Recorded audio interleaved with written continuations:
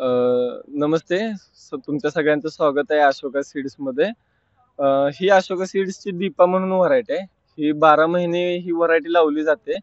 आपण जी मिरची पूड तयार करतो, त्यासाठी ही स्पेशली डिझाइन केलेली मिरची आहे, की ह्या मिरचीला हाताने जरी तुम्ही प्रेस केलं, तर ही मिरची फुटत नाही. ह्याला हिची जी त्वचा आहे, ती जास्त जाड असल्यामुळं तुम्ही ज्यावेळी मिरची पूड करण्यासाठी वापरता, मिरची ही लाल सुद्धा केली जाते.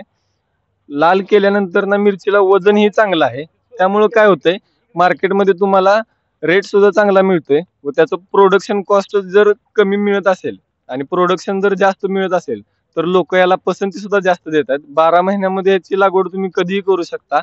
मल्चिंगवरही करू शकता, विदाऊट मल्चिंगमध्येही करू शकता. 45 ते 50 दिवसानंतर ना याचा तुम्ही तोडा करू शकता.